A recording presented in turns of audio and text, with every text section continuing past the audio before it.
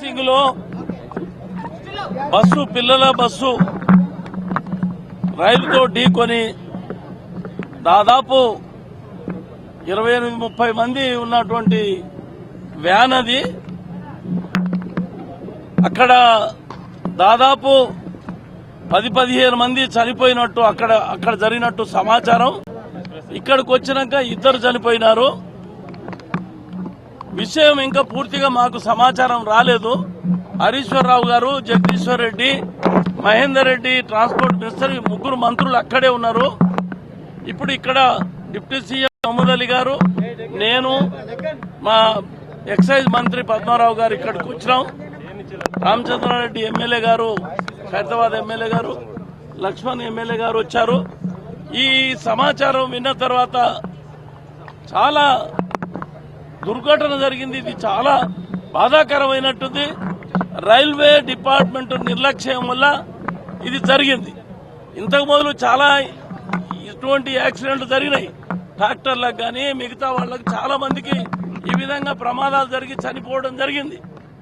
అక్కడ గ్రామస్తులు చాలాసార్లు ఇక్కడ రైల్వే గేట్ ఏర్పాటు చేయాలని, వాచ్మెన్ పెట్టాలని చెప్పని మెమోరాండాలు చాలా ఇచ్చారు. అయినా ప్రభుత్వం తరపు నుంచి మరి అక్కడ రైల్వే డిపార్ట్మెంట్ ఇచ్చి సరి అయిన చొరవ తీసుకోకపోవడం వల్ల ఈ రోజు జరిగినటువంటి దుర్ఘటన చాలా బాధాకరమైనది. చిన్నపిల్లలు, డ్రైవర్, క్లీనర్ కూడా చనిపోయినారు. చిన్న పిల్లలు చనిపోయినారు. 12 ఏళ్లు, 13 ఏళ్లు, 14 ఏళ్ల పిల్లలు. ఇది చాలా బాధాకరమైనది. కాబట్టి దీని మీద సీరియస్ యాక్షన్ రైల్వే జీఎం మీద, రైల్వే డిపార్ట్మెంట్ మీద తీసుకోవాల్సినటువంటి అవసరం ఉన్నది. అమాయకులైన పిల్లలు బలిగొన్నారు. ఇది చాలా దుర్భాగ్యం. ఈ యొక్క దౌర్జన్యాన్ని మేము సీరియస్ గా ఖండిస్తున్నాం. ఈ యొక్క నిర్లక్ష్య వైఖరికి మరి ఇప్పటికైనా అక్కడ గేట్ ఏర్పాటు చేసి వాచ్మెన్ పెట్టి మరి ప్రజలకు ఇబ్బంది కాకుండా ఈ సౌకర్యాలు సౌత్ సెంట్రల్ రైల్వే జీఎం గారు వెంటనే అరేంజ్ చేయాలని చెప్పని, ఎవరైతే గాయపడ్డోళ్ళు హాస్పిటల్కి వచ్చారు, ఇక్కడికి 22 మందిని తీసుకొచ్చారు పద్మారావు గారు, 23 మందిని తీసుకొచ్చారు. 2 చనిపోయినారు. మిగతా వాళ్ళకి ట్రీట్మెంట్ జరుగుతుంది. ఒక 2 జర సీరియస్ గా ఉన్నారని చెప్తున్నారు డాక్టర్స్. చాలా బాధాకరమైన విషయం ఏంటంటే ఈ నిర్లక్ష్యం వల్ల ఇంతమంది ప్రాణాలు పోవడం అంతా చాలా ఇది నిర్లక్ష్యం, ఇది చాలా దురదృష్టం. కాబట్టి వీళ్ళ యొక్క పిల్లలు చనిపోవడం మేము చాలా సంతాపాన్ని వెలుపుస్తున్నాం. ప్రభుత్వం తరపు నుంచి వాళ్ళ కుటుంబాలకు సానుభూతి తెలుపుతూ నిజంగా వీళ్ళకి నష్టపరిహారం రైల్వే డిపార్ట్మెంట్ ఇచ్చి తప్పకుండా మా ముఖ్యమంత్రి గారు ఇప్పుడే 10 నిమిషాలు వస్తున్నారు.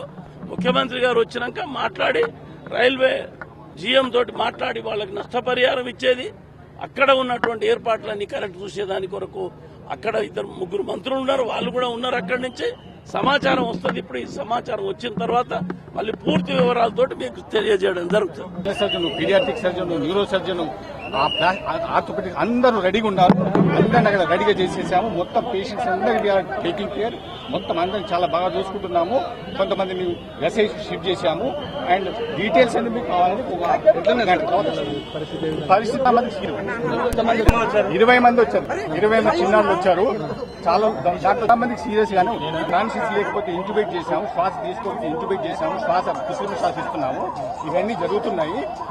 పేషెంట్ కి పిల్లలకి ఏది కావాలో అవన్నీ చేస్తున్నారు. అందరు డాక్టర్లు ఒక 50 మంది స్పెషలిస్టులు, ఒక 100 మంది డాక్టర్లు, 100 మంది సిస్టర్స్ అందరు రెడీగా ఉన్నారు.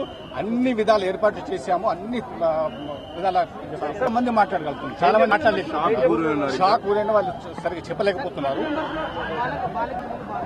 అది ఇంకా స్టాటిస్ ఒక అరగంట టైం ఇచ్చేసి